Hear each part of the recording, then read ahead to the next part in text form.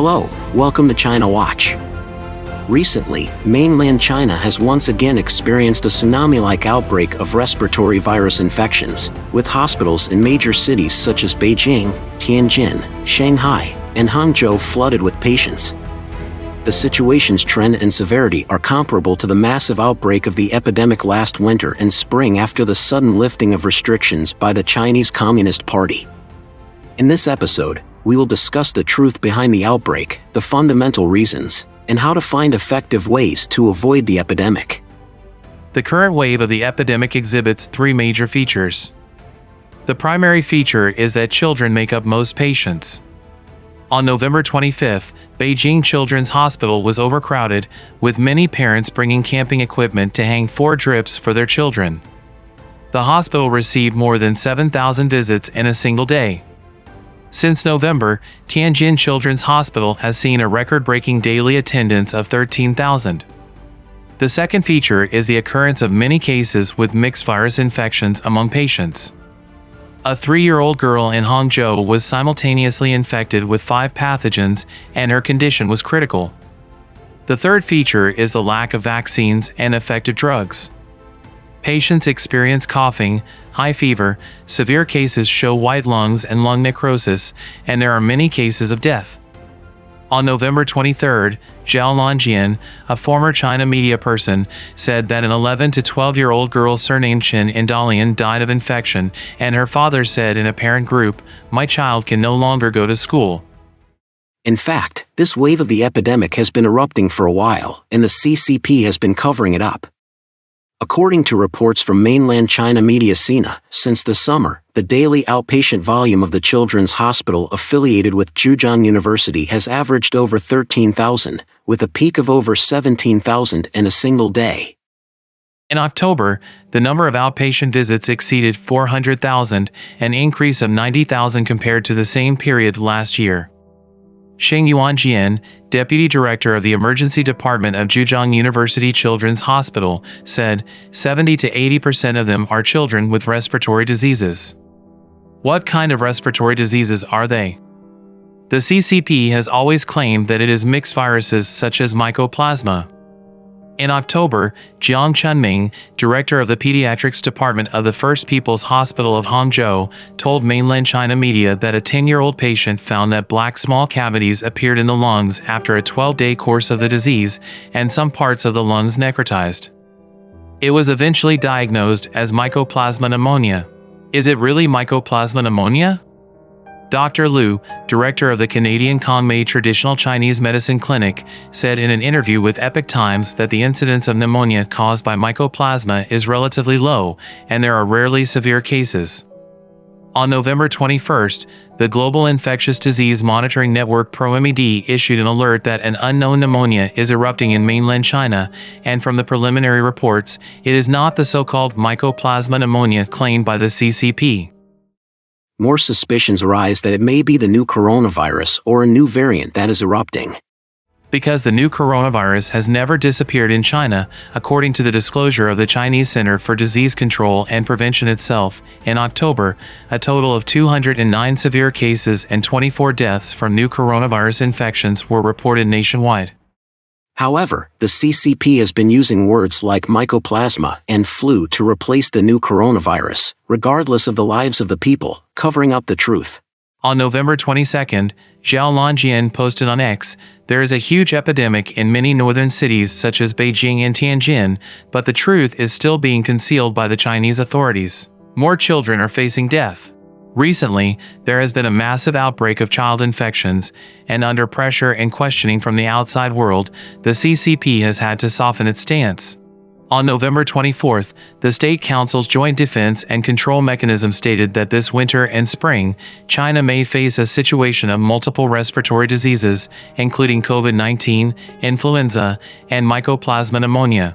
COVID-19 is placed at the forefront. So why did the new coronavirus start in China at the end of 2019, disappear almost entirely worldwide 3 years later, and then re-emerge in China? What is the root cause? In March 2020, Mr. Li Hongji, the founder of Falun Gong, pointed out in an article titled Stay Rational, a pandemic like the current Chinese Communist virus, or Wuhan virus, comes with a purpose behind it, and it has targets. It is here to weed out members of the party and those who have sided with it. If anyone is in doubt about this, just take a look at which countries or people have been hit hardest by the virus. It is those who have become close with the CCP. Then what should people do? People should distance themselves from the CCP and stop siding with the party. Behind it is the Red Devil, while outwardly it looks and acts like a thug who stops at no evil. So now that the divine is starting to eradicate it, all who still stand by it shall perish. Those who doubt this can wait and see. The CCP has been harming humanity with lies and violence for 100 years, killing 80 million Chinese compatriots through various political movements since its establishment. Starting from July 20th, 1999, it persecuted Falun Gong, harvested organs from practitioners, and committed heinous crimes. According to traditional Chinese culture, plagues have eyes, and the West says plagues are the whip of God. After persecuting Christians, ancient Rome suffered 4 major plagues, causing nearly 5 to 6 million ancient Romans to be infected and die. In the 3 years of the epidemic, a large number of high-ranking CCP officials, military personnel, police officers, and individuals in the literary, cultural, and technological fields who stood with the CCP died, all warning humanity that this pandemic is coming for the CCP. So why have so many children been infected? In the end, this is the result of brainwashing by the CCP. In other words, under the brainwashing education of the CCP, a large number of young children have had their minds poisoned by CCP party culture, and they are inevitably attacked by the CCP virus. Over the years, what tricks has the CCP used to poison primary and secondary school students? First, the CCP has tampered with history and textbooks for primary and secondary schools, fabricating various lies. For example, it propagandizes the Red Army's retreat as heading north to resist Japan, it romanticizes the opium planting in Nanawan as large-scale production, it depicts the new Fourth Army and Eighth Route Army, which only know how to conduct guerrilla warfare, as the backbone of the anti-Japanese resistance. For example, in 2010, the Shandong Education Publishing House published the 5th grade first volume of Morality and Society, using the century-old hoax Tiananmen Square self-immolation staged by the CCP in 2001 to deceive elementary school students. From an early age, it incites children's hatred for Falun Gong practitioners. Secondly, in recent years, the CCP has used various means to strengthen the brainwashing of children, even sparing no effort in kindergartens. During the 2020 epidemic, Shaanxi Youth Service Network reported that at the Memorial Hall of the former revolutionary base area of Shaanxi, Gansu, and Ningxia, students dressed in Red Army uniforms, wore octagonal military caps, simulated scenes of throwing hand grenades, and conducted inheriting the red gene exercises. Some kindergartens even let children wear military uniforms, practice fighting against landlords, and dividing fields, instilling violence and hatred in children from an early age. On the 100th anniversary of the founding of the CCP in 2021, kindergartens and primary and secondary schools nationwide were required to carry out party classes and learning party history activities, requiring young children to listen to the party, follow the party, and ensure that the red land never changes color. On Children's Day in 2023, the Ministry of Education, the National Women's Federation, and 10 other departments issued a document initiating a series of theme activities titled Children's Hearts Turn to the Party. Thirdly, the CCP brainwashes children, openly turning against ethics and humanity. In 2023, the CCP promulgated the anti-spy law, triggering a nationwide anti-spy movement. In the CCP's National Security Education special animated film for primary and secondary schools, it openly encourages young children to observe their family members more, see if there are any suspicious situations, and report them to the national security organs in a timely manner, allowing family members to confess voluntarily for lenient treatment. The CCP is trying to reenact the tragedy of the Cultural Revolution where Red Guards reported on their mothers. In addition, the CCP brainwashes young children through flag-raising ceremonies, the first class of the school year, WeChat learning, and various other methods. Children who have been eroded by the toxic culture of the CCP are doomed to be in jeopardy during the rampant spread of the CCP virus. So, is there a miraculous cure for avoiding the epidemic? Yes, there are 2 methods. If you are Chinese, first, declare your withdrawal from the Young Pioneers and Youth League on the Global Service Center for the CCP website, and for adults who have joined the CCP, declare your withdrawal from the CCP organization, expressing your determination to break with the CCP and embark on a new life. The second point is to sincerely recite the 9-word mantra Falun Dafa is good. Truthfulness, compassion, forbearance is good. Reciting the 9-word mantra sincerely, the plague god will detour.